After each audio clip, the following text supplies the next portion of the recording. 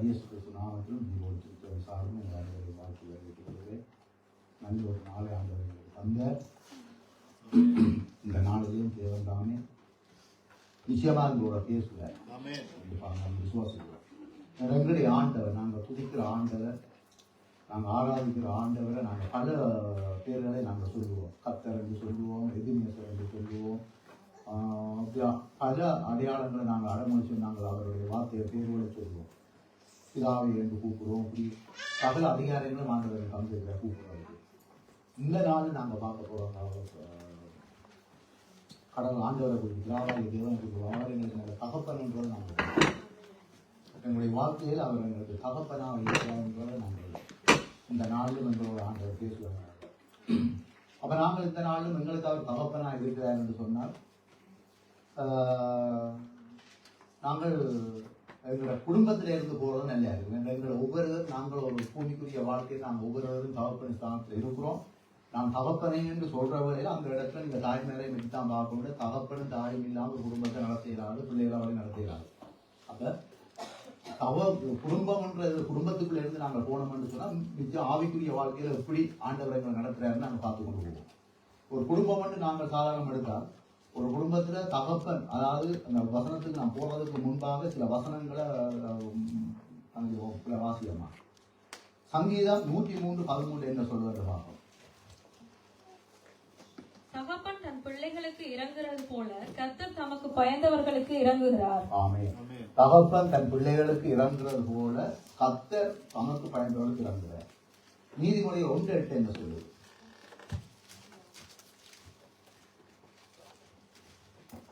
என் மகனே, உன் தகப்பன் புத்தியை கேள், உன் தாயின் போதகத்தை தள்ளாதே. அல்லேலூயா. என் மகனே, உன் தகப்பன் புத்தியை கேள், உன் தாயின் போதகத்தை தள்ளாதே. நீதிமொழிகள் 3:12 தகப்பன் தான் நேசிக்கிற புத்திரனை சிருஷ்டிக்கிறது போல கர்த்தரும் அவனிடத்தில் அன்பு கூறுகிறாரோ அவனை சிருஷ்டிக்கிறார். நீதிமொழிகள் 4:1 பிள்ளைகளே, நீங்கள் தகப்பன் போதகத்தை கேட்டு புத்தியை அடையும்படி கவனியுங்கள். நீதிமொழிகள் 6:20 என் மகனே, உன் தகப்பன் கற்பனைகளை காத்துக்கொள், உன் தாயின் போதகத்தை தள்ளாதே. நீதிமொழிகள் 15:5 மூடன் தன் தகப்பன் புத்தியை அலட்சியம் பண்ணுகிறான், கடிந்து கொள்ளுதலை கவனித்து நடக்கிறவனோ விவேகி. நீதிமொழிகள் 23:4 நீதிமானுடைய தகப்பன் மிகவும் களி கூறுவான், ஞானமுள்ள பிள்ளையை பெற்றவன் அவனால் மகிழுவான்.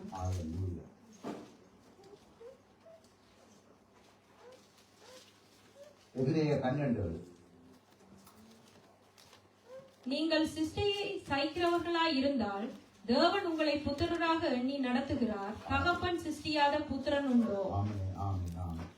உலகத்தை நாங்கள் பார்க்க இதுல சொல்லப்படுது தகப்பன் தகப்பன் தகப்பன் சொல்லப்படுது. தகப்பனுடைய வேலை என்னென்று சொன்னால் தகப்பன் பிள்ளைகளுக்கு போதிக்கிறான். நல்ல தகப்பனுடைய கடமையா இருக்கும். வேதம் அப்படித்தான் கேட்கிறார்.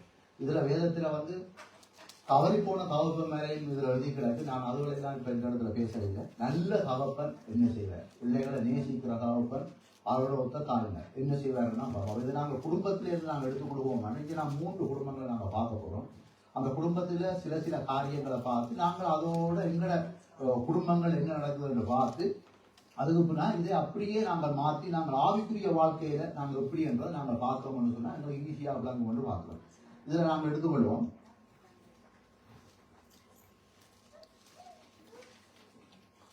ஆதியாகமம் 37வது அதிகாரம் 4வது வசனம்.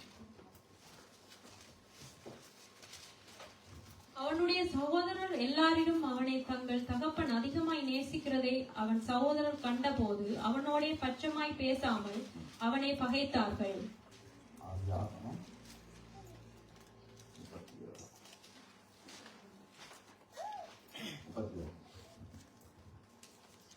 யாக்கோபு தன் தகப்பன் தங்கியிருந்த கானான் தேசத்தில் குடியிருந்தான். யாக்கோபுடைய சந்ததியின் வரலாறு. யோசேப்பு 17 வயதிலே தன் சகோதரனுடனே ஆடுகளை மேய்த்து கொண்டிருந்தான். அந்த இளைஞன் பில்காள் சில்பாள் என்னும் தன் தகப்பனுடைய மறுமனையாட்டிகளின் குமாரரோடு இருந்தான். அவர்களுடைய துன்மார்க்கத்தை தன் தகப்பனுக்கு சொல்லி வருவான்ன்றது இங்க எழுதப்பட்டிருக்கு. நாங்கள் பார்ப்போம். அப்ப யோசேப்பு யாக்கோப்பு வந்து தகப்பனா இருக்கிற யோசேப்புக்கு அப்ப 17 வயசுல இந்த மகன் துன்மார்க்கம் என்னன்னு அவருக்கு தெரியும். அப்ப ஒரு தகப்பன் அப்ப இதுக்கு முன்னால பல சகோதரர்கள் இருக்கிறாங்க. ஆனால் அவர்களை சொல்ல வேதம் எழுத குறிப்பிட்ட இருக்கிற அவர்கள் துன்மார்க்கத்துல வாழ்ந்தார்கள். அப்ப இதே தகப்பனுக்கு யோசேப்புடைய தகப்பன் தான் யாக்கோப்பு. இவர் மற்ற பிள்ளைகளுடைய தகப்பன் தான் யாக்கோப்பு. ஆனால் யாக்கோப்பு யோசேப்புக்கு போதிச்ச அளவுக்கு சொல்லிக் கொடுத்த அளவுக்கு அந்த சகோதரர் சொல்லிக் கொடுத்துருக்க மாட்டாரு, சொல்லிக் கொடுத்துருக்காரு. ஆனாலும் அந்த தகப்பனுடைய பேரை அவர்கள் வந்து அதை கேட்காமல் போனபடியால் இங்க யாக்கோப்பை நாங்கள் பார்ப்போம்னா யோசேப்பை பார்ப்போம்னா யோசேப்பு 17 வயசுலேயே துன்மார்க்கம் என்னென்னு செய்கிற அளவுக்கு யாக்கோப்பு குணம் கொடுத்துருக்காரு நாங்க பார்ப்போம். அப்ப இதனுடைய காரணம் இதை நாங்க எப்படி பார்ப்போம்னா அப்ப யாக்கோப்பு வந்து யோசேப்பை மிகவும் நேசித்தாருன்னு சொல்லப்படுது. அதை விட பலவர்ண அங்கியர் கொடுத்தாருன்னு பார்க்கப்படுது. அப்ப அவ்வளவாக நேசிக்கிற காரணம் என்னன்னு சொன்னா அந்த யோசேப்பு வந்து அந்த கீழ்ப்படிந்தாருன்னு பார்க்கும். தகப்பனுடைய போதகத்தை அற்பமா இல்லாமல் சித்திக்காமல் கீழ்ப்படிந்தாருன்னு பார்க்கிறோம். யாக்கோப்பு வந்து யோசேப் வந்து யாக்கோப்போட இருக்கு மட்டும் செல்ல பிள்ளையா இருந்தாருன்னு நாங்க பார்க்கிறோம். ஏன்னா பல வர்ண அங்கிய கொடுக்கிறாருன்னு சொன்னா யாக்கோப்பனுடைய அன்பின் பிரதிபலிப்பு தான் அது. அந்த பிள்ளை அழகா இருக்கு. நாங்களும் எங்களோட பிள்ளைகளை கூட்டி கொண்டு கடையில கொண்டு போய் விருப்பம் இல்லாத உடுப்ப வாங்கி கொடுக்க மாட்டோம். ஏதோ ஒன்று எடுத்துட்டு வான்னு சொல்ல மாட்டோம். இருக்கிறதுல அசிங்கமான எடுத்து கொடுக்க மாட்டோம். இருக்கிறதுல அவனுக்கு ஒரு பொருத்தமான ஒரு அழகா இருக்கும் போட்டா ஒரு நல்லா சூட்டா இருக்கும் நல்லா இருக்கும் அப்படித்தான் நாங்கள் எங்களோட பிள்ளைகளை பார்ப்போம். அதே மாதிரி தான் யாக்கோப்பு அங்க பல வர்ண அங்கி அங்க கொடுத்தாருன்னு பார்க்கிறோம். அப்ப இதுக்குரிய அப்ப இது ஏன் அப்படி செய்கிறாருன்னு சொன்னா யோசேப்பு யாக்கோப்புடைய சொல்ல அந்த கேட்டு நடந்த ஒரு தகப்பனுடைய புத்திய கேட்கிற மகனா இருந்தாருன்னு பார்க்கிறோம். இது அந்த குடும்பத்துக்கு உரிய காரியத்தை பார்க்கிறோம். ஆனா அந்த யோசேப்பு பாருங்க அது கர்த்தருடைய சித்தம் பிற்கால இருந்தாலும் சரி. ஆனால் யோசேப்பு வந்து யாக்கோப்போட இதுக்கு மட்டும் யோசேப்புக்கு எந்த ஒரு பிரச்சனையும் இல்லை, நல்ல கலப்பா வந்தார். ஆனா தகப்பனை விட்டு கொஞ்சம் வெட்டத்துல போயிக்க அங்க அவருக்கு வேதனைகளும் பிரச்சனைகளும் அங்க புலிகளும் அங்க கிடைக்கப்பட்டதை நாங்கள் பார்க்கிறோம். எனவே அதே போல இந்த நாள்ல நாங்களும் வந்து எங்களுடைய வாழ்க்கையில எங்களுக்கு பிள்ளைகளை தந்திருக்கு. நாங்கள் ஒவ்வொருவரும் தகப்பனாக இருக்கிறோம். நாங்களும் நல்ல ஒரு யாக்கோப்பா முதல் இருக்கணும். நாங்கள் வந்து யாக்கோப்புமா வேதத்தோட யாக்கோப்பு பிள்ளைகளை நேசித்த என்னன்னு சொன்னா இந்த பிள்ளைகள் மற்ற பிள்ளைகள் எல்லாம் துன்மார்க்கமா போனாலும் அங்க யோசேப்பை அவர் அனுப்புறாரு என்னன்னு சொன்னால் மற்றவர்களை விசாரிச்சுட்டுவார். அவருடைய சேமம் அவர்கள் நான் எல்லா வசனங்களும் நான் காட்டு சம்பவங்களை சொல்லி நான் அங்க சொல்லிக் கொண்டு வரேன். மற்ற பிள்ளைகளை விசாரிங்கன்னு நாங்க அனுப்புறேன். தன்னுடைய சகோதரன் யோசேப்பை யாக்கோப்பை அனுப்புறேன். மற்ற பிள்ளைகள் எப்படி இருக்கணும், ஆடு மாடு எப்படி இருக்குது, உன்னுடைய சகோதரங்கள் எப்படி இருக்குதா பாருன்னு அனுப்புறேன். யோசேப்பு ஒரு அன்புள்ள யாக்கோப்பு ஒரு அன்புள்ள தகப்பன் நாங்கள் பார்க்கிறோம். இதுல ஒரு பொறுப்புள்ள தகப்பனா இருக்கிறார் யாக்கோப்பு இதுல. அப்ப அந்த அவ்வளவு பிள்ளைகளுக்கு இந்த யோசேப்பு மட்டும் கீழ்படிந்தாருன்னு நாங்கள் பார்க்கிறோம். அப்ப தகப்பனுடைய போதகத்தை யோசேப்பு கேட்டாருன்னு இந்த வேதத்துல நாங்க பார்க்கிறோம். இதனுடைய இந்த யோசேப்பை வந்து ஆண்டவர் வந்து பார்வோனுடைய அரண்மனையில உயர்த்தினது உண்மைதான், சத்தியம்தான், அதுல மாற்றம் இல்லை. ஆனால் அதுக்கு ஆண்டவர் முதலாவது பயன்படுத்தினது ஒரு தகப்பன், அதாவது யாக்கோபுன்ற நாங்கள் மறக்கக்கூடாது. யாக்கோபு நல்ல தகப்பனா இருந்து துன்மார்க்கம் எது பரிசுத்தம் எதுன்றத அங்க சொல்லிக் கொடுத்தாருன்னு பார்க்கிறோம். குடும்பங்கள்ல தகப்பன் நாங்க நல்ல தகப்பனாக நாங்க இருக்கிற நாங்கள் எங்களோட பிள்ளைகளுக்கு நாங்கள் சொல்லுகிற வேளையில அந்த பிள்ளைகள் நாங்கள் சொல்றதை அதை கேட்டு என்னன்னா எந்த பிள்ளைகளையும் ஒரு தகப்பனோ ஒரு தாயோ நீ அப்படி கட்டிப்போ இப்படி கட்டிப்போன்னு கடைசி மட்டும் நினைக்க மாட்டாங்க. நல்ல தாய் தகப்பன் அப்படி நினைக்காதவர். அப்ப அந்த தகப்பனுடைய போதகத்தை ஒரு பிள்ளை கேட்பான் என்று சொன்னால் பின்னுக்கு எங்களுக்கு நல்ல எதிர்காலம். யோசேப்புக்கு அந்த எதிர்காலம் இருந்தது. இன்றைக்கு பல வர்ண அங்கேன்னு நாங்கள் சொல்றோம். நாங்கள் அதை எப்படி பார்க்கிறோம்னு சொன்னா இன்றைக்கு பல தேசங்கள் இன்றைக்கு யோசேப்பு இப்ப நாங்கள் இப்ப இருக்கிறோம். இதுக்கு முன்பு எத்தனை தலைமுறை யோசேப்போட வாழ்க்கையில எத்தனை தலைமுறை தாண்டிதான் நாங்க வந்திருக்கிறோம். சரி, ஆனால் எத்தனையோ நாடுகள், எத்தனையோ மக்கள் இன்றைக்கு கத்தரை ஆராய்ச்சி துதிக்கிற ஜனங்கள் இருக்கு. இன்றைக்கு யோசேப்புன்றதை உச்சரிக்காமல் எந்த ஜனமும் போயிடாது, எந்த சபையிலும் இருக்காது. அந்த அளவுக்கு கத்தர் கொண்டு அங்க உயர்த்தினார் பார்க்கிறோம். இதனுடைய அத்திவார நாதம் வந்து யோசேப்பு, யாக்கோப்பு ஒரு நல்ல தகப்பனாக இருந்த யோசேப்புக்கு நல்ல வழிகளை வடிவா காண்பித்த, நீ இப்படித்தான் நடக்கும்னு போதித்த, நல்ல ஒரு போதனையை கொடுத்த. அந்த போதனையை கேட்ட ஒரு மனிதன் யோசேப்பா இருக்கிறார். அப்ப யோசேப்புடைய பிற்பகுதி வந்து பெரிய ஒரு ஆசீர்வாதமா இருந்து சகல தேசங்களுக்கும் அவர் ஒரு ஆசீர்வாதமா இருந்தார். அங்க குறைவடுற வேலை, தானியம் குறைவடுற வேலையில, உணவு பற்றாக்குறையில வேலையில அங்க கொண்டு போய் யோசேப்பை வைத்து யோசேப்புடைய கரங்களினால் மற்ற மக்களை ஆசீர்வதிக்கக்கூடிய அளவுக்கு கர்த்தர் உயர்த்தினார். அப்ப அதாவது ஒரு தகப்பன் ஒரு பிள்ளைய வந்து போதிக்கிறது வந்து அவனுடைய எதிர்காலத்தில் அவன் நல்லா இருக்க வேண்டும், நல்ல மாதிரி வாழவும் போதிக்கிறோம் நாங்க பார்க்கிறோம். ஆனா அதே தகப்பன் தன்னுடைய பிள்ளை தவறாக போயங்க அவர் சிச்சிக்கிற தேவனாக இருக்கிறார். அதான் வேதம் சொல்லு, தகப்பன் தன் பிள்ளைக்கு இறங்குவது போல கர்த்தர் பயங்கர இறங்குகிறார்.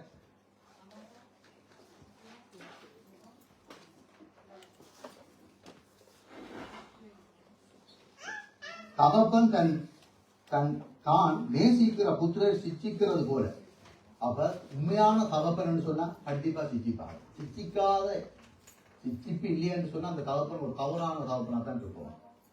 சிச்சே கண்டிப்பாக ஒரு தகப்பன் செய்வார். ஏன்னா எல்லா பிள்ளைகளும் ஒரு ஒரு ஒரு காலகட்ட அந்தந்த வயதுக்கு சில காரியங்கள்ல அவர்கள் கடந்து செல்லுவார்கள். ஆனால் ஒரு தகப்பன் தான் சரியான முறையிலிருந்து அவர்களுக்கு அந்த கட்டளைகளை இப்படி நடக்கக்கூடாது சொல்றது, அதாவது ஒரு தகப்பனுடைய கடமை என்று பார்க்கிறோம். ஆனா தாய், அதுக்காண்டி தாய் சும்மா இல்லை. தாய் வந்து என்ன சொல், தாய் வந்து தாயின் போதகத்தை தள்ளா என்று வேதம் சொல்லுவது. அப்ப தாய் வந்து உங்களுக்கு போதிப்பா இப்படி. ஆனா தகப்பனுடைய காரியம் வந்து கட்டளை கொடுக்க, நீ இப்படி. ஆனா தாய் வந்து போதிப்பா. அப்ப 2 பேரும் ஒரு குடும்பத்துல இருந்து அவருடைய நான் இதுல தகப்பன் மேரன்னு சொல்லி இதுல வேதத்துல 3 ஆம்பளை, அதாவது தகப்பன் மேர இருக்கிறவனையும் அதை வச்சு தான் பேசுறான். ஆனா நீங்க அதுல நான் முன்பு சொன்னது கூட, தாய் இல்லாமலும் அந்த குடும்பத்துல எதையும் செய்ய முடியாது, தகப்பன் இல்லாமலும் செய்ய முடியாது. அப்ப தாயின் தகப்பனையும் கர்த்தர் ஒரு பிள்ளைகளுக்கு குடும்பத்துக்கு கொடுக்குறாருன்னு சொன்னா அது அது அது முக்கியம் என்று நாங்கள் பார்க்கிறோம். அது கர்த்தருடைய ஆசீர்வாதம் என்று பார்க்கிறோம். அப்ப நல்ல தகப்பன்மார் நிச்சயமாக பிள்ளைகளை சிச்சிப்பார்ன்றது இதை வேதம் தெளிவாக எங்களுக்கு சொல்லுது. அந்த சிச்சைகளை நீங்கள் உள்வாங்கி நீங்கள் நடப்பீர்கள் என்று சொன்னா பெரிய ஆசீர்வாதம். அது மட்டும் இல்லாமல் நீங்கள் சிச்சையை சைக்கிறதா இருந்தால் தேவன் உங்களை புத்திராக எண்ணி நடத்துகிறார். தகப்பன் சிச்சியாத புத்திரன் உங்களோட அந்த வேதம் ஆண்டவர் சொல்றதை நாங்கள் பார்க்கிறோம். அப்ப நீங்கள் சிச்சையை சைக்கிறதா இருந்தால் தேவன் உங்களை புத்திராக எண்ணுவாராம். பிள்ளைகளை இதுல பல குடும்பங்களாக நாம் கூடி வந்திருக்கிறோம். அநேக தகப்பன்மார் இருக்கிறோம், பிள்ளைகள் இருக்கிறோம். ஆனால் இந்த காலகட்டத்துல, இப்போ உள்ள காலகட்டத்துல வந்து ஒரு காலத்துல பாவம் என்று சொன்னா நாங்கள் போய் பார்க்கிற ஒரு காலம் இருந்தது. இந்த இடத்துல இப்படி ஒரு தவறு நடக்குதான் போய் பார்க்கணும். இல்லை என்று சொன்னா ஆரம்பங்களுக்கு சொன்னாதான் அதை உள்வாங்கி போட்டு அதை குறித்து நாங்கள் யோசிக்கிற காலங்கள் இருந்த எங்கட காலங்கள், எங்கட வாழ்கிறது. ஆனா இப்ப அது இல்லை. இப்ப துன்மார்க்கம் கைக்குள்ள இருக்கு. நீங்க அப்படியே எழும்பினாலே துன்மார்க்கம் அப்படியே ஆடிக்கொண்டு, நீங்க போன ஒன் பண்ணீங்கன்னு சொன்னா அப்படியே அசையாடிக்கொண்டு இருக்கும். சரியா? ஆன முறைக்கு இப்ப துன்மார்க்கத்துல வந்து நாங்கள் போய் விழவணும்டா உங்க இடத்துல அங்க போகணும்ல. டெலிபோனுக்குள்ளேயே அநேக காரியம், டெலிபோன் தான் இந்த பொல்லாத பிசாசா இருக்கு.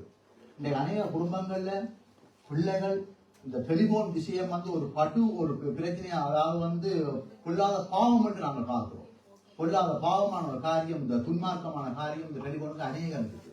அப்ப இதுவரையெல்லாம் நாங்கள் விட்டு நாங்கள் யோசிப்போமே, ஒரு தகப்பன் வந்து தம்பி இது இவளோட நிப்பாட்டு, இதை செய், இந்த நேரத்துல இதப்ப, இந்த நேரத்துல இங்க போ, இந்த இடத்துல இதை பாராத, அதை நீங்கள் கீழ்ப்பணிந்து நீங்க செய்வீங்க வேண்டாம். இன்றைக்கு யோசேப்பை நாங்கள் வேதத்துல பார்க்கணும். யோசேப்பு வாழ்ந்த காலத்துல நாங்கள் வாழ இல்லை. ஆனால் நாங்க வாழ்ந்த காலத்துல அநேக யோசேப்புகளை நாங்கள் பார்க்கலாம். அதுல எந்த மாற்றமும் இல்லை. ஏன்னா கீழ் அதாவது போதகத்தை அவருடைய போதகங்களை நீங்க கேட்போம்னா தாயகப்புடைய சொல்லை கேட்போம்னா உங்களுக்கு ஆசீர்வாதம். அங்க யோசேப்பை நாங்க பார்ப்போம்னா யோசேப் பெரிய அங்க எந்த யூனிவர்சிட்டிக்கும் போகல, எந்த கம்ப்யூட்டரும் படிக்கல, எந்த கேம்பஸ்லயும் அவர் போய் அங்க ஒரு சர்டிபிகேட் வாங்கல. ஆனா இன்றைக்கு நாங்க யோசேப்பை பற்றி கதைக்கிறோம். யோசேப்பை கதைக்கிற காரணம் சொன்னா என்னடா மனுஷன் பார்க்கிற விதம் வேற, ஆனா தேவன் ஒன்று பார்க்க கர்த்தர் பார்க்கிற விதம் வேறையா இருக்கு. அதான் உன் நினைவு என் நினைவு இல்லை, அவருடைய நினைவு எங்களுடைய நினைவு, எங்களுடைய நினைவு அவருடைய நினைவு இல்லை.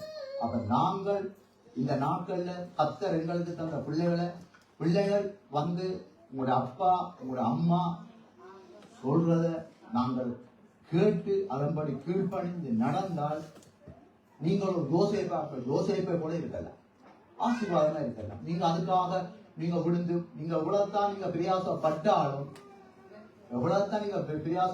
ஏன்னா கர்த்தர் வந்து வேதம் சொல்றது சபைக்கு அவர் தான் சரிதமா இருக்கு. சரிதம் என்ற அவர் தலை சரிதம் அவர் தான், புல் பொடி அவர், அந்த சபைக்கு அவர் தான். ஆனா குடும்பத்துக்கு தகப்பன் தான், தகப்பன் அடுத்த தாய். சரி, அப்ப தகப்பன் நீங்கள் தகப்பனை உதாசனப்படுத்தி போட்டு இந்த இடத்துல வந்து நாங்க ஆராய்ச்சா கூடவே அதுல எந்த ஒரு காரியம் நடக்க போறது இல்லை. அது இல்லை. ஏன்னா உங்களை ஒரு தகப்பன்கிட்ட பொறுப்பு கொடுத்துருக்கு. எங்களோட குடும்பத்துக்கு பிள்ளைகளை ஒவ்வொரு குடும்பத்திலேயும் ஒரு தாய் தகப்பனுக்கும் பிள்ளைகளை கொடுத்திருக்கிற வந்து பொறுப்பாக இல்லை, தாய் தகப்பன் தான். அப்ப அவர்களுடைய வார்த்தைகளை நாங்கள் கேட்போமானால் நிச்சயமாக தேவன் உங்களை ஆசீர்வதிக்க, உங்களை ஞானத்தாலேயோ உங்களுடைய நீங்கள் எதிர்பார்க்கிற காரியங்களை சிறப்பா ஆண்டவர் நடத்திட்டு போவார் என்று நாங்கள் பார்க்கிறோம். அப்ப இதுல பாருங்க, அப்ப இந்த கீழ்ப்பணி இல்லாத ஒரு மனிதனை நாங்கள் பார்ப்போமானால்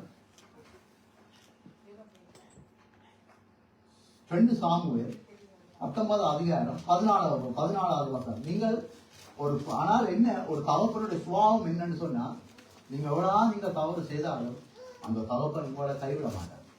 அந்த தகப்பன் உங்களுக்கு அழுது கொண்டிருப்பான், உங்களுக்கு அந்த கருதி பேசி கொண்டிருக்க அந்த எந்த தகப்பனுடைய அன்பு அதுதான்.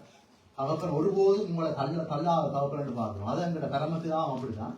ஆனா இந்த வேதத்துல சாதாரண குடும்பத்துல நல்ல தகப்பன் நல்ல தாய்மார் வந்து கடைசி மட்டும் எங்களோட பிள்ளைகள் எவ்வளவு ஒரு தவறான ஒரு காரியத்துல போனாலும் சிக்கிப்பாரு எல்லாம் செய்வாங்க. ஆனா உங்களை சாகுற அளவுக்கு சாவ கொண்டு போய் நீங்கள் அதாவது மறிக்க வேணும்ன்ற அளவுக்கு உங்களை எதுவும் செய்ய மாட்டாங்க. அதாவது நல்ல தாய் தகப்பன். இப்ப நீங்கள் தாய் தகப்பன் இப்ப நாம் இப்ப பாருங்க, ஏரியை நாங்கள் போன முறை நாங்கள் பிரசங்கத்துல சொல்லியிருக்க ஏரியுடைய 2 பிள்ளைகளும் தவறி போட்டாங்க.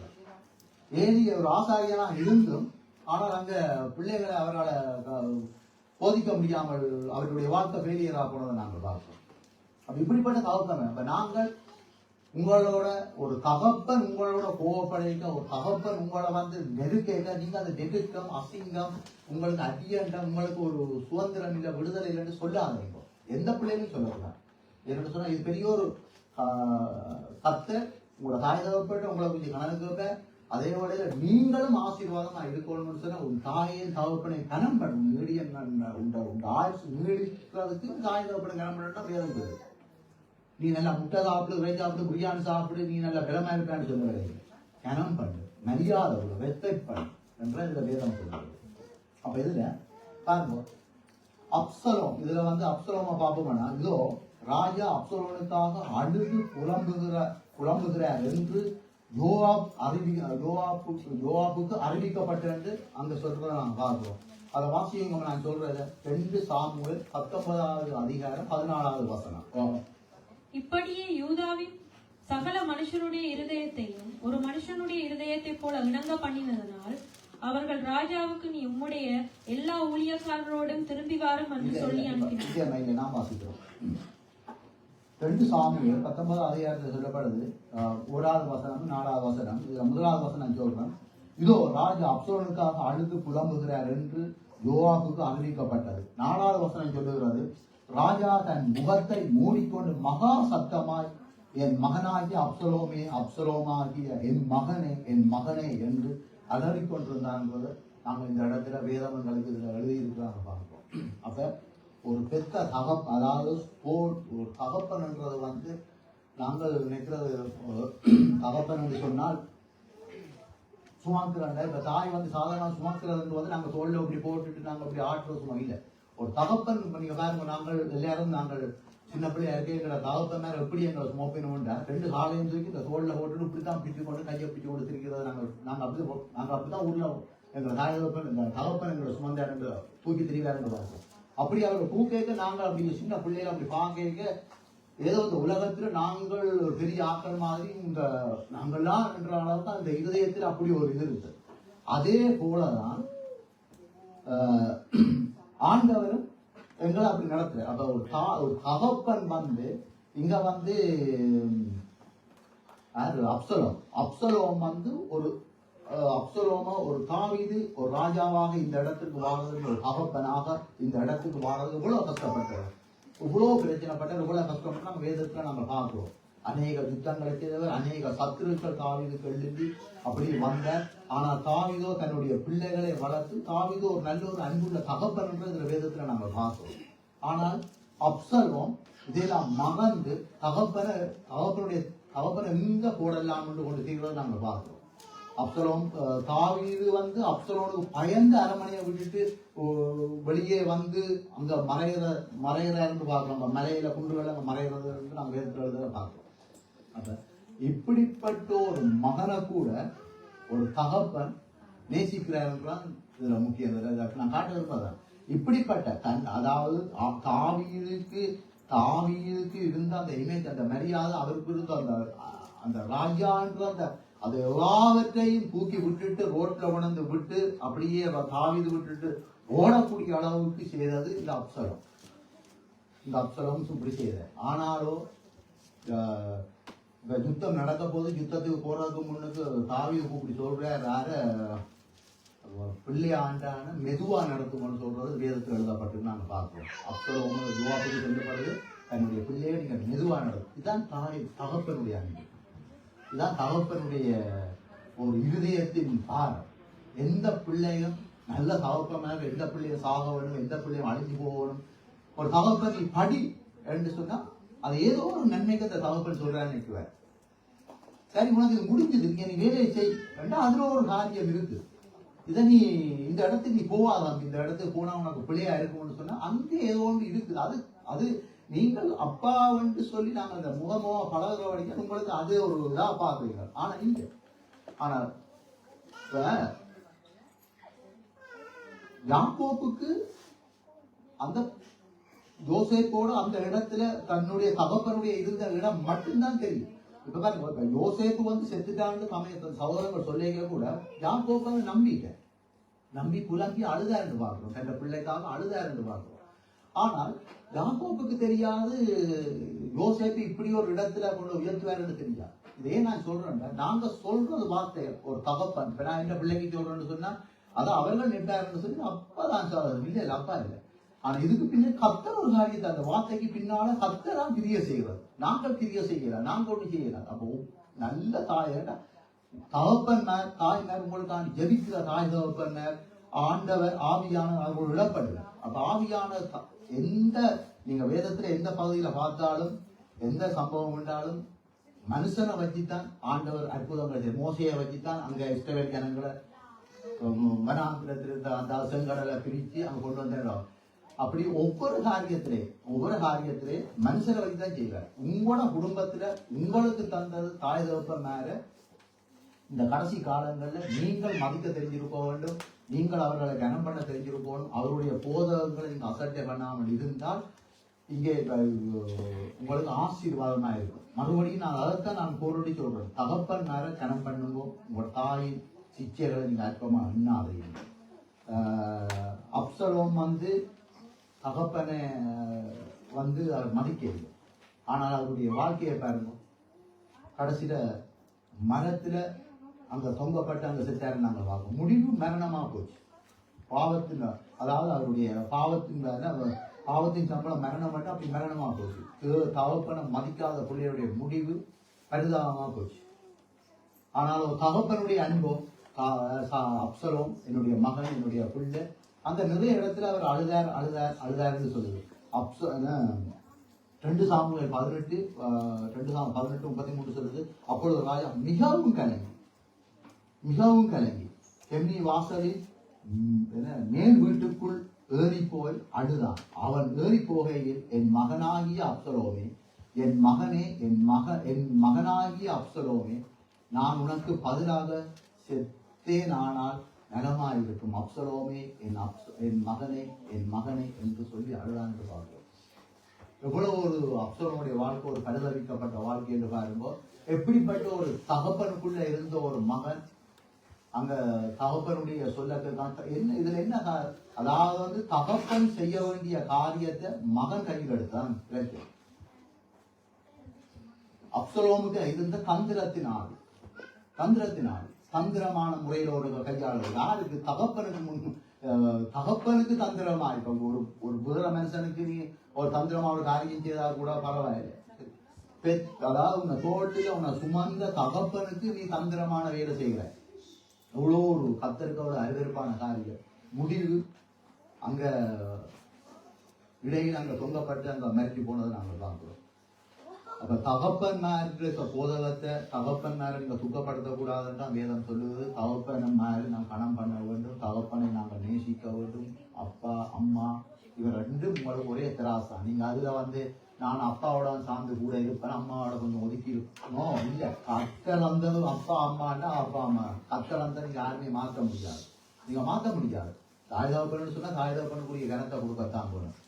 அதுல நாங்கள் அப்படி செய்வோமான நாங்கள் எங்களை திருப்திப்படுத்தி கொண்டு நாங்கள் மாற்ற வழிபோவோம்னா அதுக்குரிய கணக்கு நிச்சயமா கொடுக்க வேண்டும். இங்க லூக்கா அதிகாரத்துல நாங்க பார்ப்போமானால் லூக்கா 15:20 ஒரு சம்பவம். இது நீங்க எவ்வளவு நீங்க தவறு செய்து போனாலும் உங்களோட தகப்பன் முதலாவது உங்களோட தகப்பன் உங்களை நேசிக்கிற தகப்பன். அதுக்கு நாங்கள் யாக்கோபை பார்த்து யோசேப்பை எவ்வளவு நேசித்து அவருக்கு அந்த அங்கீகரை கொடுத்து அவரை கனம் பண்ணி அந்த பிள்ளைய அவர் நேசித்தாருன்னு பார்க்கிறோம். பிறகு அந்த யாக்கோபு அங்க யோசேப்பை காணுமளம், யோசேப்பு மறிச்சிட்டாருன்னு சொன்னது, ஆனா காணுமளம் அந்த துக்கத்தோட இருந்தாருன்னு பார்க்கிறோம் யாக்கோபு. ரெண்டாவது பார்க்கிறோம் என்னன்னு சொன்னா, ஒரு தகப்பன் நிச்சயமாக பிள்ளைய சிச்சிக்காத எந்த பிள்ளைகளும் இல்லை. சிச்சிச்சாதான் அவர் நல்ல தகப்பன்.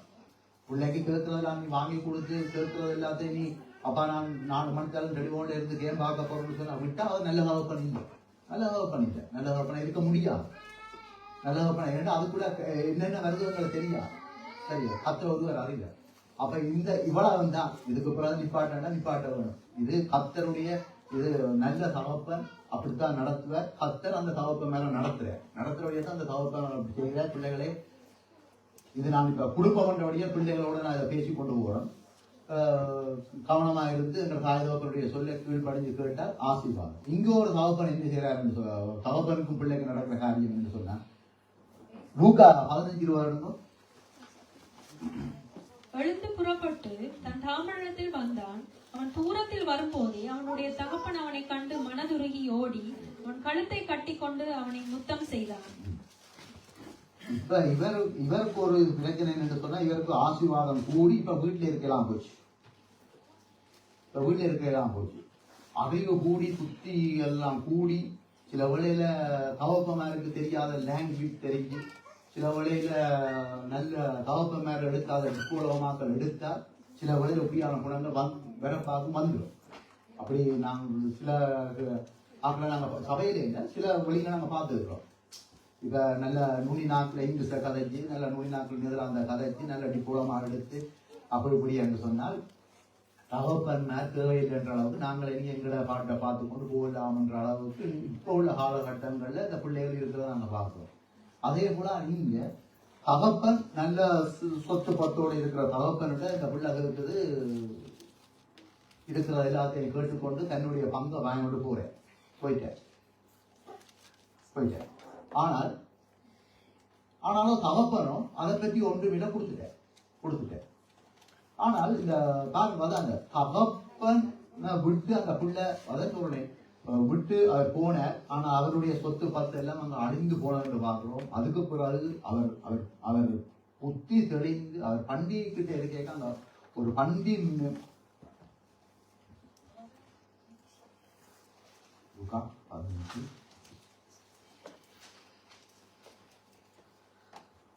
நான் எழுந்து என் தகப்பனிடத்து 18 வாசியுங்க. நான் எழுந்து என் தகப்பனிடத்துக்கு போய், தகப்பனே, பரத்துக்கு விரோதமாகவும் உமக்கு முன்பாகவும் பாவம் செய்தேன். இனி உம்முடைய குமாரன் என்று சொல்லப்படுவதற்கு நான் பாத்திரன் அல்ல. உம்முடைய கூலிக்காரரில் ஒருவனாக என்னை வைத்துக் கொள்ளும் என்பேன் என்று சொல்லி எழுந்து புறப்பட்டு தன் தகப்பனிடத்தில் வந்தான். அவன் தூரத்தில் வரும்போதே அவனுடைய தகப்பன் அவனை கண்டு மனதுருகி ஓடி அவன் கழுத்தை கட்டிக்கொண்டு அவனை முத்தம் செய்தான். அந்த தேசத்து குடிகளில் ஒருவனிடத்தில் போய் ஒட்டிக்கொண்டான். அந்த குடியானவன் அவனை தன் வயல்களில் பன்றிகளை மேய்க்கும்படி அனுப்பினான்.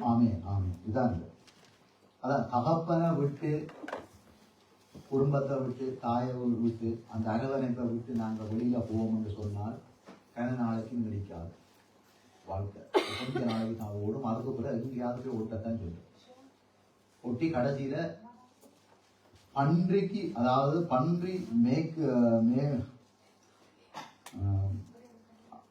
அந்த தேசத்தில் குடிகளில் ஒருவரிடத்தில் போய் ஒட்டி கொண்டான். அந்த குடியானவன் அவனை தன் வயல்களில் பன்றிகளை மேய்க்கும்படி அவன் அனுப்பினான் என்று சொல்றோம். அதாவது கடைசியில நம்ம பன்றி மேய்க்கிறதுக்கு லேக்கா போற காரியமா இருக்கு. எவ்வளவு ஒரு இது நாங்கள் நூற்று அதிகாரத்தில் நாங்கள் அநேக பிரசங்கங்களை கேட்டாலும் இந்த இடத்துல இந்த பிள்ளைகளை குறித்து நாங்கள் பார்ப்போமானால்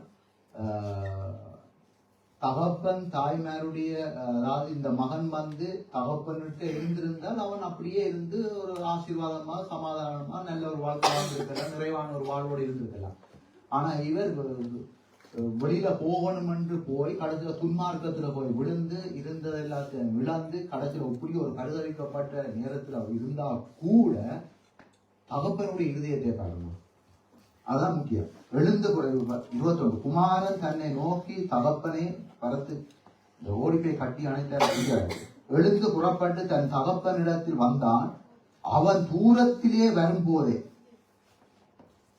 அப்ப அவன் தூரத்திலே வரும்போதே பிள்ளைய அவன் பார்க்கிறான், இனம் காண்றான். பார்க்க அவன் என்ன பன்றியோட இருந்தால் அவன் எப்படி இருந்திருப்பான்? பெரிய அழுக்காக ஊத்தியாக தாடி வளர்த்து தலைமை வளர்த்து அப்படி கூட இருந்திருக்கலாம். ஆனால் அந்த தூரத்துல வரையக்கே தன் பிள்ளைன்ற இனம் காண்றான்னு சொன்னா அதான் தகப்பனுடைய உணர்வு, தகப்பனுடைய பாசம், தகப்பனுடைய அன்பு.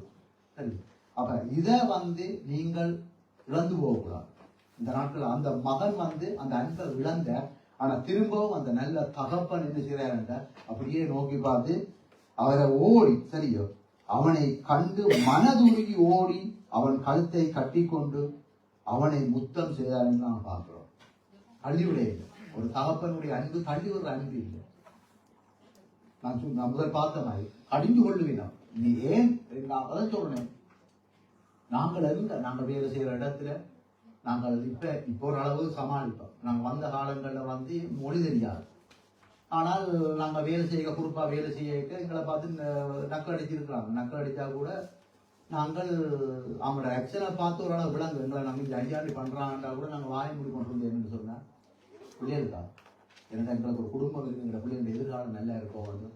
அப்ப எங்களை நகைத்த இடத்துல கூட நாங்கள் உங்களை தாண்டி நாங்கள் சகித்து நடந்திருக்கிறோம் சொல்லலாம். அப்ப நல்ல தகப்பன் என்று சொன்னா நாங்கள் எவ்வளவு காரியத்தை உங்களுக்காக இழந்திருக்கிறோம். நாங்கள் சில காரியங்கள் சொல்லல இந்த இடங்கள்ல, சரி சொல்லல, அப்படி நாங்கள் வெக்கப்பட்ட இடங்கள்லாம் உண்டு. வேறுன்னு சொன்னா நாங்கள் உங்களை பார்க்காம நாங்கள் குடும்பம் இல்லையன்னு சொன்னா தூக்கி எரிஞ்சு ஓட்டு கூட அப்படி போகக்கூடிய நிலைமை இருந்தது.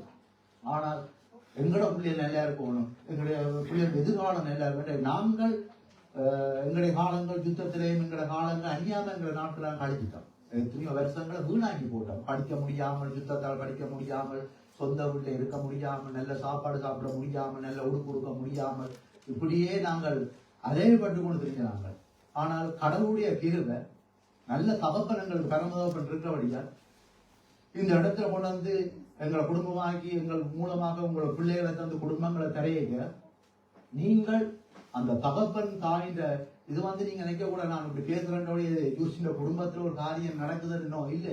இது எனக்கு நான் வசனங்கள் எடுக்க எனக்கு பாரப்பட்ட இதை பேச வேணுமென்று எனக்கு ஆவியான உணர்த்தோட இதுல பேசி கொண்டு போறேன். எனவே பொதுவாக நான் சொல்றேன், இது எங்களோட சபைக்கு மட்டும் இல்லை, இதை பார்க்கிற ஆட்கள் கூட இதை பார்க்கலாம். அப்ப நாங்க வெளிநாட்டுல கூட நாங்கள் இவ்வளவு கஷ்டப்படுற காரியம் எங்களுடைய பிள்ளைகள் எதிர்காலம் நிமிந்து நிற்போம். நாங்கள் எங்க குனிகிறோமோ அந்த இடத்துல எங்களுடைய பிள்ளைகள் நிமிந்து நிற்போம் நாங்கள் குனிஞ்சு கொண்டு போறோம். புரிஞ்சுக்கணும். நாங்க ஊர்ல அப்படி ஊர்ல நாங்க எந்த இடத்துல நாங்க நின்று ஓட்டு எங்களோட மொழி நாங்க எதையும் கதைக்கல. எங்களை யாருமே ஒண்ணு பட்டி வாதாடல. நாங்க எதையும் ஜெயிச்சுட்டு போல எங்க மொழி இருக்கு. ஆனா இப்பதான் எங்களுக்கு அந்த மொழிகள் தெரிஞ்சு கதைக்க வெளிக்கிடைக்க இவங்க மற்றவங்களை சொல்ல பாவிக்க ஓ இதுதான் முந்தி எங்களுக்கு யூஸ் பண்ணவங்க ஓ இப்ப பிடிக்கிறோம். அப்ப எவ்வளவுக்கு நாங்கள் பிள்ளைகளுக்காக நாங்கள் தியாகம் பண்றோம், விட்டு கொடுக்கிறோம், எவ்வளவு காரியத்தை செய்கிறோம். அப்ப தகப்பனுடைய அன்பு மிக முக்கியம் என்ற இந்த இடத்துல நீங்கள் பிள்ளைகளே நீங்கள் கவனியுங்கோ. நீங்க பிள்ளைகள் தகப்பன் போதகத்தை நீங்க கண்ணாதீங்க. தாயின் சிச்சியை நீங்க அற்பமா எண்ணாதீங்க. வீட்டுல அப்பா அம்மா என்ன சொல்லினமோ இந்த ஆன்லைன்ல பாக்குற சோதரன் குடும்பங்களா இருக்கலாம், பிள்ளைகளா இருக்கலாம், ஆறா இருந்தாலும் சரிதான் பேசுற என்ன பார்க்க வேண்டாம். இது கடவுளுடைய வார்த்தை. ஏன்னு சொன்னா இங்க அப்சலோம் தாவீதை மதிக்காமல் போனபடியால் அங்கே அவருடைய பரிதவிக்கப்பட்ட ஒரு வாழ்க்கையா போச்சுன்னு நாங்க பாக்குறோம். இங்கே யாக்கோப நேசித்த யோசேப்புடைய வாழ்க்கை எப்படிப்பட்டதுன்னு நாங்க பாக்குறோம். ஆசீர்வாதமா இருந்த பல தேசங்களுக்கு ஆசீர்வாதமா கற்றுப்போம். அநேகருடைய பசிய அங்க போக்கினார். யோசேப்பு சொன்னாதான் அந்த அந்த இடத்துல எல்லாமே நடக்கிற அளவுக்கு கொண்டு கத்தர் யோசேப்பு உயர்த்தினார் என்று பார்க்கிறோம். ஏன் துன்மார்க்கத்தை வெறுத்தான் என்று பார்க்கணும், பாவத்தை வெறுத்தான் என்று பார்க்கணும். ஆனால் இப்படி செய்தார். அப்ப இதே இப்ப இந்த காரியம் எவ்வளவு நாம் குடும்பத்தோட இந்த வேதத்தை வசனத்தை வச்சு கருக்கிறோம். இப்ப நாங்க குடும்பம் வந்து நாங்கள் குடும்பத்துக்கு நடக்கிற சில காரியம் பிள்ளைகள் இப்படி நடக்கும். ஆனா இங்க கடைசியா ஒரு வசனம், இதுல ஒரு வசனம் சொல்லப்படுது. அன்பியும் நம்முடைய சரிதத்தின் தகப்பனர் நம்மை சிக்கிக்கும் போது அவர்களுக்கு நாம் அஞ்சி நடந்திருக்க நாம் பிழைத்திருக்கத்தக்கதாக ஆவியின் பிதா வெகு அதிகமாய் அடங்கி நடக்க வேண்டுமல்லவா என்றா. இப்ப நாங்கள் இங்க தகப்பன் குடும்பம் என்று நாங்க பார்க்கிறோம். ஆனா இங்க நாங்கள் இப்ப நாங்க எல்லாருக்கும் ஒரு தகப்பன் இருக்கிறேன். அது பிதாவாகிய தேவன் எங்களுக்கு ஒரு தகப்பனா இருக்கு. அப்ப நாங்க இந்த இடத்துல நாங்க கூடி வரைக்க பிள்ளைகளை கூடுதல் தான் இப்ப கடவுள் ஆண்டவர் பார்த்து எங்களுக்கு சொல்றேன். இப்ப பிள்ளைகள் நாங்களும் அவருடைய பார்வையில நாங்கள் அவருக்கு பிள்ளைகள், எல்லாரும் பிள்ளைகள் தான். கத்தருக்குள்ள நாங்கள் ஆண்டவருக்குள்ள மருத்துவர்களும் பிள்ளைதான், ஆபிரகாமும் அவற்ற பிள்ளைதான், நாங்களும் அவற்ற பிள்ளைதான். அப்ப இந்த பிள்ளைகளுக்கும் இதுதான் சத்தியம். நாங்க ஒவ்வொருவரும் இன்றைக்கு நாங்கள் எங்களுக்கு சபையில நாங்கள் சொல்றதுதான் சில காரியத்தை சொல்ல வேண்டியது. சபைக்கு வாங்கோ என்றா வரையிடாது, சபைக்கு தகுவாதம் போடுங்கோ போட முடியாது, சபையை இப்படி காணிக்கையை கொடுக்க முடியாது, எல்லாரையும் சொல்ல முடியாது. ஆறாருக்கு இது நீங்கள் உங்களோட மனசுக்கு தெரியும், அதாவது உங்களோட இருதயத்துக்கு தெரியும். ஆண்டவர் உங்களோட இதயத்துக்கு இதுல யார் நீங்க அகப்பட்டிருக்கீங்களோ அவர்கள் கத்தரோட, அதாவது நீங்கள் இதுல நீங்கள் உணர்வடைஞ்ச ஆசீர்வாதம் இருக்கும் சொல்றேன். இப்படி பல நேரத்துக்கு வாங்கோ, சபைக்கு ஆராதனைக்கு நேரத்துக்கு வாங்கோ வேண்டா இல்லை. அப்ப இதெல்லாம் ஒரு தகப்பன் போதிக்கிறார் சபையில. பிதாவாகிய தேவன் ஒவ்வொரு விசுவாசக்குள்ள, அதாவது ஒரு ஊழியரை கொண்டு போதிக்கிறார். சபைக்கு வந்தால் உனக்கு ஆசீர்வாதம், நீ நேரத்துக்கு வந்தால் உனக்கு ஆசீர்வாதம். இல்ல நான் துவங்கினா அப்புறம் வருவோம், எல்லாத்தையும் நான் இந்த டைமுக்கு தான் வருவோம், இல்லைட்டு இன்றைக்கு எனக்கு வேற இயலாது என்று நாங்கள் வேதத்துக்கு புரிம்பா, நாங்கள் உபதேசத்துக்கு புரிம்பா நாங்கள் நடப்போமானால் இந்தந்த காரியங்கள் இதுல யாரையா தகப்பனுடைய சொல்லை கேட்காம துக்கப்பட்டு கொண்டு போனார்களோ அவர்களை கூட நாங்களும் தான். நாங்க பெரியவர்களா இருக்கிற நாங்களும் துக்கப்பட வேண்டிய காரியம் வரும். ஏன்னு சொன்னா கர்த்தருடைய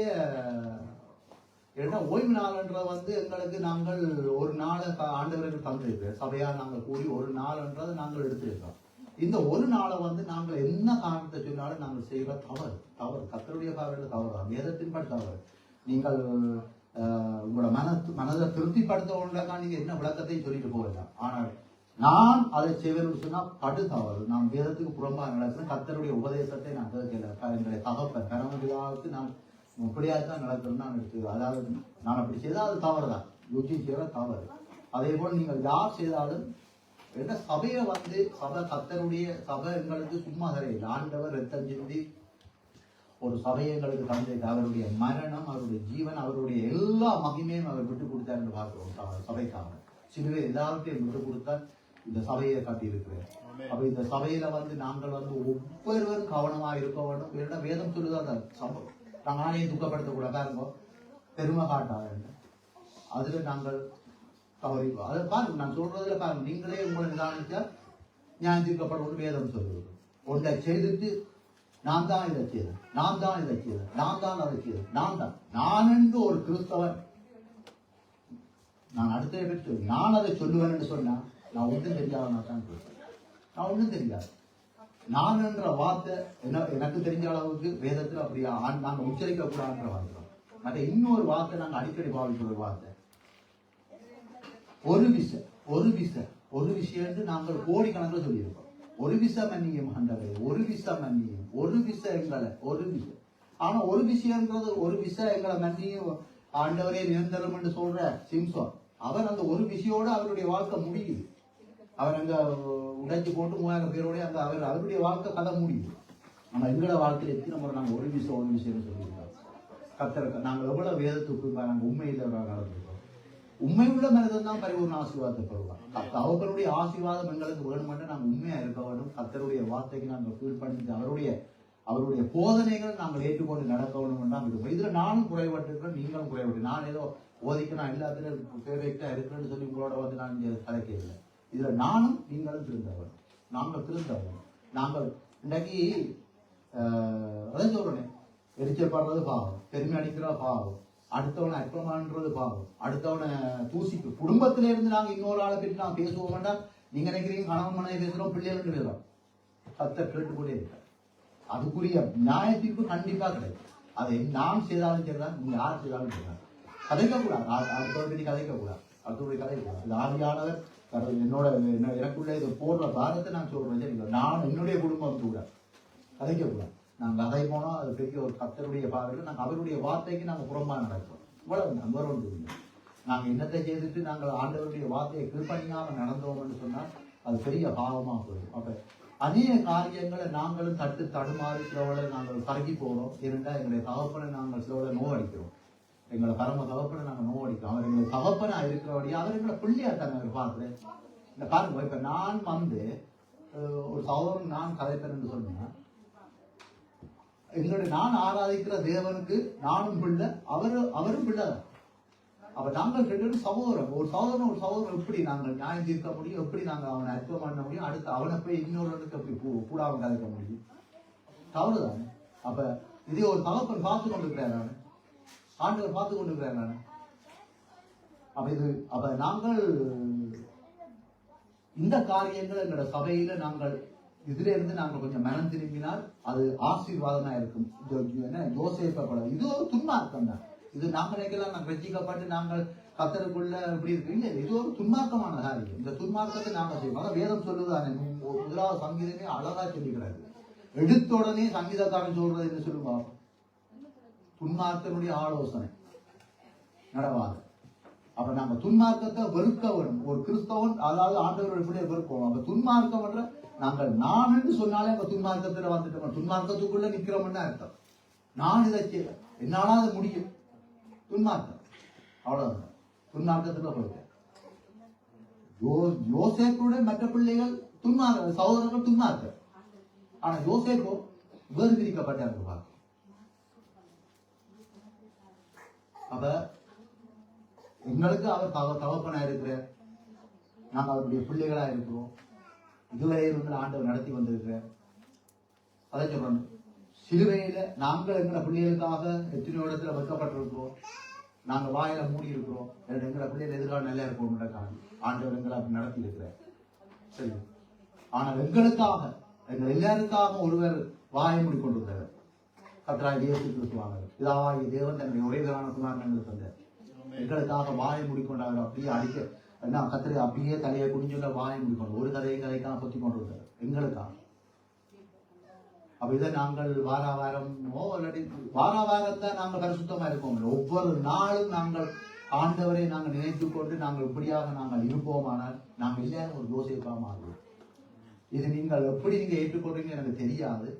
ஆனால் நான் என்னத்தை நான் யோசிக்கிறேன்னு சொல்லி நாங்கள் அப்படி இருந்தால் அது ஆண்டவர் எங்களோட இருந்து எங்களை கொண்டு இந்த தேசத்துல பெரிய பெரிய காரியங்களை செய்வேன். நாங்களே எங்களை பற்றி நாங்கள் பீட்டி கொள்ள தேவையில்லை. எங்களை பற்றி நாங்களே புகழ்ந்து கதைக்க தேவையில்லை. எங்களை நாங்கள் மேக்கப் பண்ணி கொண்டு காட்ட தேவையில்லை. எங்களுக்கு அது விதத்தை காட்ட தேவை. நாங்கள் இப்படி இதோடு நாங்கள் அடங்கி நாங்கள் கீழ்ப்பணிந்து நாங்கள் இந்த ஆண்டவருடைய போதகத்துக்கு நாங்கள் நடப்போமாங்க.